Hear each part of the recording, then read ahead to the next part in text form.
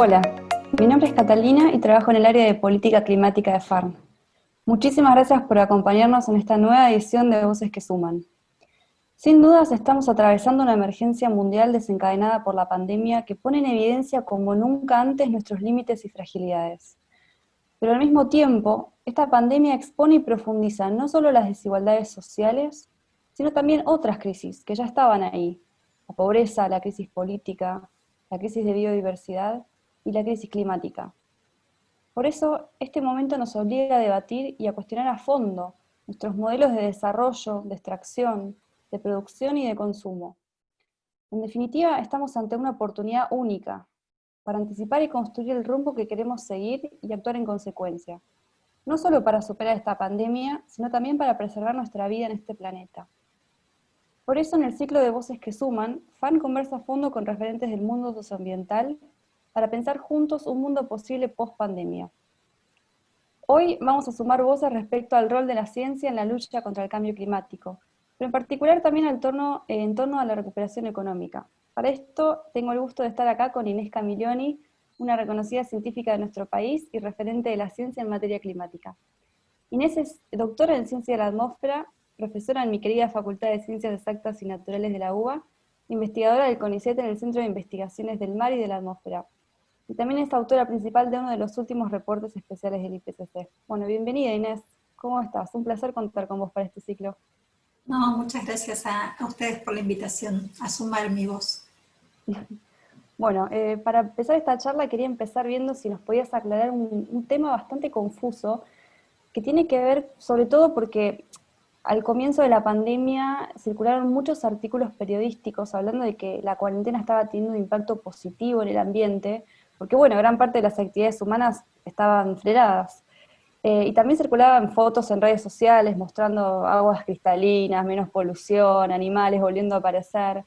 Pero en relación al cambio climático, o también, sí, o sea, a las emisiones, se hablaba de que la pandemia tenía un efecto positivo, porque la baja de actividades implicaba menos emisiones. Entonces, mi primera pregunta es, ¿bajaron realmente las emisiones de gases de efecto invernadero a nivel global desde el comienzo de la pandemia? Hay una investigación científica publicada en una de las revistas más reconocidas con respecto a los estudios del cambio climático, que lo que muestra es cómo fueron las emisiones en abril del 2020, cuando podríamos decir que estábamos en el pico del confinamiento en gran parte de los países, comparado con abril del año anterior, abril del 2019. Y lo que muestra ese estudio es que las emisiones diarias de dióxido de carbono se habían reducido en un 17%, 2020 versus 2019, lo que representa unos 17 millones de toneladas menos de dióxido de carbono en la atmósfera, con algunos picos en algunos días donde esa reducción había alcanzado un valor de un 26%. Cuando llevamos ahora estas tasas de reducción en las emisiones de dióxido de carbono a aproximar en el año que podrían representar para el 2020, en realidad ahí ya la tasa de reducción de emisiones baja y se espera que esté en el orden de entre un 4% en la situación más pesimista a un 7% en la situación más optimista, siempre comparado con respecto al 2019. Pero de todas formas, lo que hay que tener presente es que si bien estamos hablando de una reducción, no hay que sobreestimar qué es lo que significa esta reducción en términos de cambio climático, porque en realidad lo que tenemos que pensar es que no significa que no estamos incorporando dióxido de carbono a la atmósfera, sino que simplemente es como si hubiéramos cerrado un poquito la canilla y estamos incorporando algo menos, pero se sigue acumulando dióxido de carbono y cada vez tenemos más. Y teniendo en cuenta que es un gas que tiene un tiempo de permanencia en la atmósfera de 150, 200 años, por lo menos estamos hablando en esos órdenes de tiempo, las consecuencias que puede haber sobre el clima, sobre el cambio climático, de esta leve reducción acotada en el tiempo, son prácticamente nulas o despreciables. Claro, o sea que a pesar de que la pandemia generó como esta leve disminución de emisiones respecto a los años anteriores, el efecto es muy leve y también es transitorio, ¿no? O sea que hay que tener en cuenta que para tener realmente reducciones a largo plazo y, digamos, estructurales, tienen que haber cambios mucho más drásticos, ¿no? En los sistemas actuales de producción. Exactamente, porque estas reducciones estuvieron asociadas específicamente a una situación de confinamiento. Cuando uno discrimina por qué bajaron las emisiones, lo que se encuentra es que un 43% estuvo asociado a la disminución en el transporte terrestre. Otro 43% en la reducción de las emisiones estuvo asociado a la energía, el uso industrial de la energía, y solo un 10% en la movilidad asociado al transporte aéreo. Claro.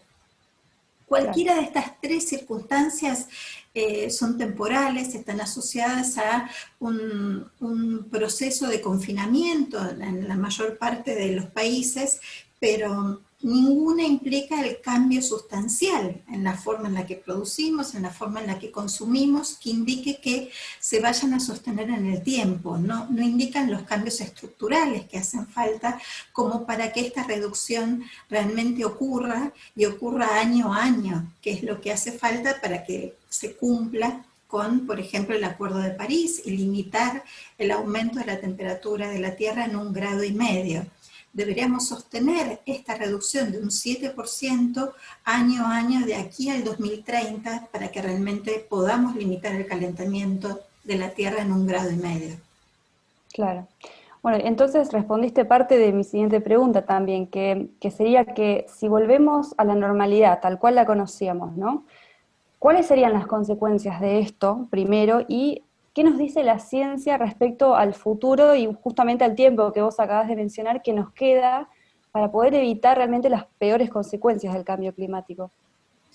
Si volvemos a hacer las cosas como veníamos haciéndolas hasta ahora, y esto es seguir haciendo un uso intensivo de los combustibles fósiles para producir energía que llevan a un incremento año a año en las emisiones de dióxido de carbono y de los otros gases de efecto invernadero, sumados a los procesos en el cambio del uso del suelo, vamos a volver a la trayectoria en la cual veníamos y que puede haber entrado en un proceso de pausa por unos pocos meses, pero que tiene que ver con este aumento sostenido de la temperatura que en el caso más, digamos que optimista, y es que todos los países cumplan con sus contribuciones nacionales de reducción de emisiones de gases de invernadero, llevarían a un aumento de la temperatura promedio de la Tierra de algo más de 3 grados centígrados, y si esos compromisos no se cumplieran, estaríamos en el orden de los 4 grados centígrados.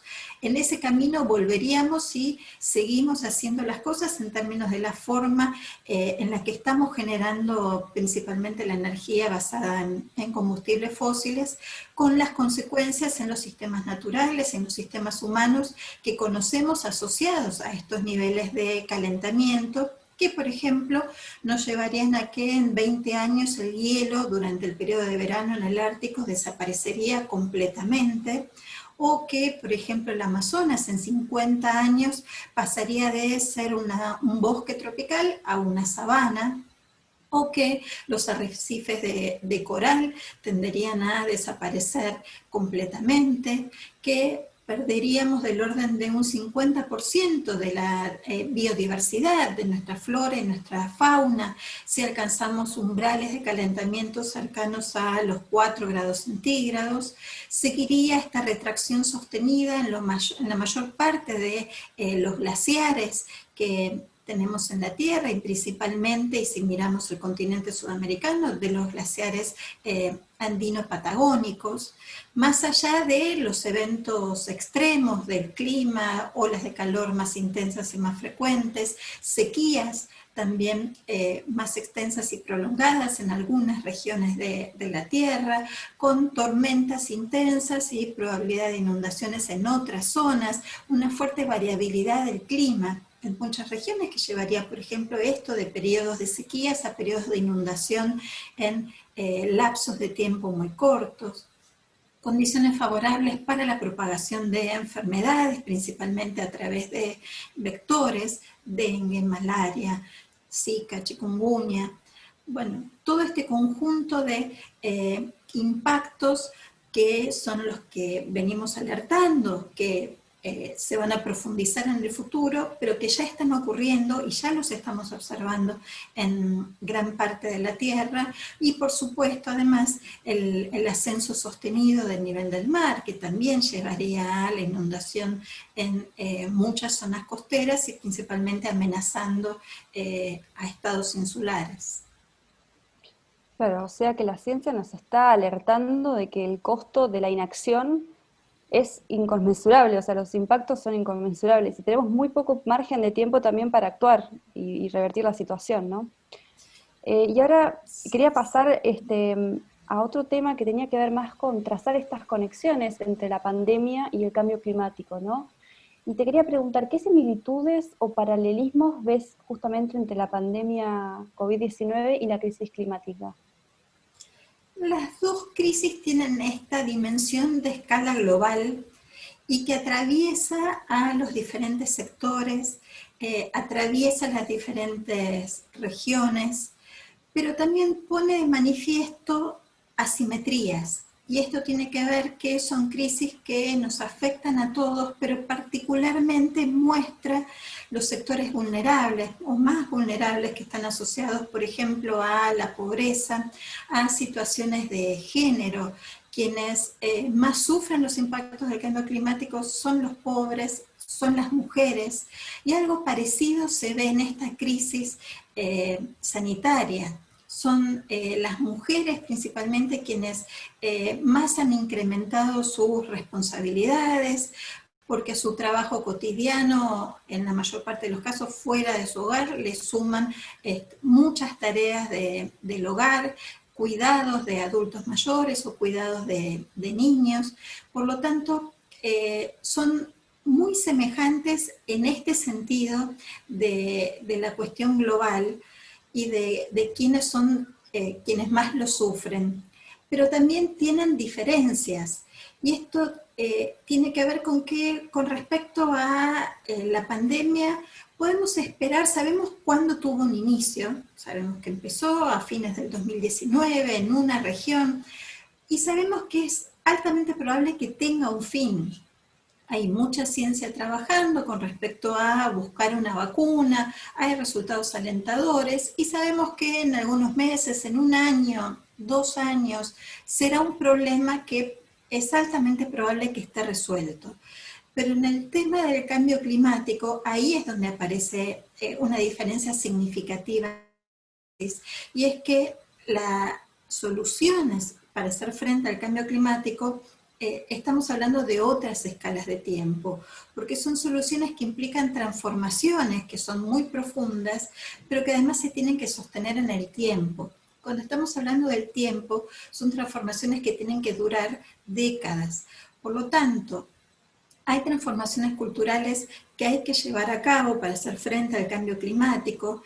La sociedad mostró a partir de la pandemia que es capaz de hacer frente también a estas transformaciones culturales. En poco tiempo hubo que modificar hábitos y costumbres y la población mostró que es capaz de hacer esas modificaciones. El cambio climático también está asociado a estas transformaciones, pero con este requerimiento de que sean sostenidas en el tiempo, y es por eso que hablamos de la transformación cultural necesaria. Claro, sí, muy interesante estos puntos que mencionás y de la transformación cultural. Y si me permitís también, creo que vale la pena también mencionar que si hay algo que nos mostró la pandemia es que no escuchar a la ciencia es una pésima decisión. Y que cuanto más retrasadas son las respuestas por no escuchar a la ciencia, también son más caras las consecuencias, ¿no? No solo en materia de vidas humanas, sino también en materia económica.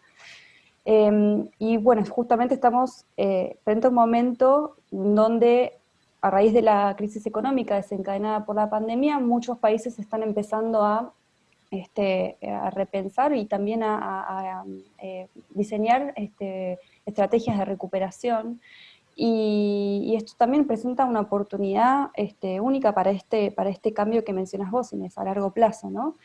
Y entonces esto me lleva a nuestra última pregunta, que sería, ¿qué lecciones podríamos aprender, ¿no? Sobre cómo los gobiernos reaccionaron a la pandemia y cómo se gestionó la emergencia? ¿Y qué rol puntualmente juega la ciencia, ¿no? En estos planes de recuperación y en la transición hacia este nuevo modelo de desarrollo distinto al anterior, ¿no? Y que realmente respete los límites climáticos y ecológicos?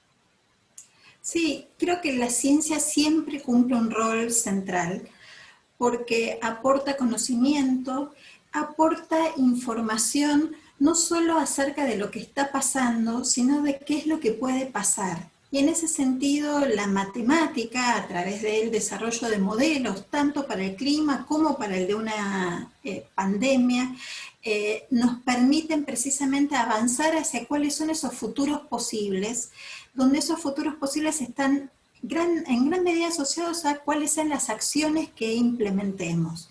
Entonces, la ciencia nos sirve para entender qué es lo que pasa, pero sobre todo provee las bases para la toma de decisiones y también la herramienta para el diálogo y para la comunicación.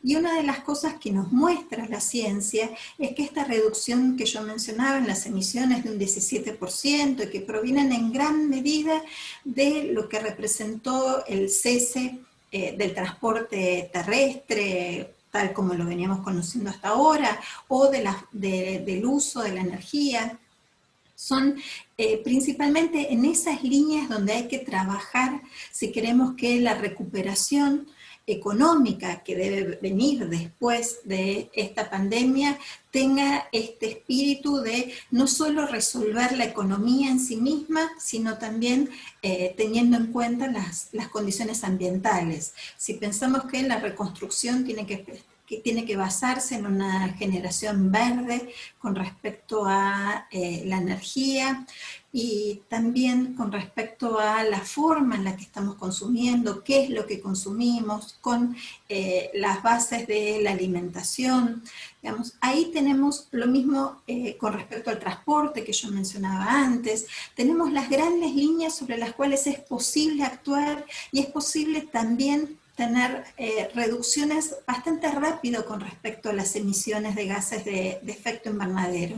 Lo importante es que esas reducciones sean sostenidas en el tiempo y por lo tanto en términos de transporte, la electrificación, en términos de la generación de energía a partir de energías renovables, con una dieta basada en mayor consumo de vegetales, de alimentos locales, que no dependan de una cadena de distribución de transporte que implique grandes emisiones, son líneas en las que se puede actuar y que la pandemia nos deja esta enseñanza, que es posible hacer esas reducciones. El desafío es sostenerlas en el tiempo y sostenerlas además de una forma que generen también empleos, fuentes de empleo, transición en el empleo, que en el marco de lo que se conoce como una transición justa.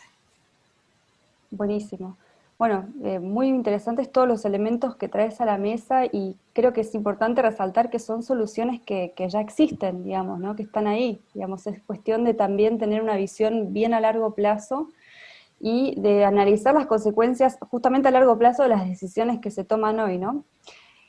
Bueno, tenemos que ir cerrando, así que muchísimas gracias, Inés, por acompañarnos y por responder todas nuestras preguntas. Esperamos que les haya parecido interesante esta conversación. Yo personalmente me llevo muchas reflexiones y bueno, esperamos verlos en la próxima edición de Voces que Suman. Muchas gracias, Inés, muchas gracias a todos ustedes y hasta pronto. Gracias a ustedes.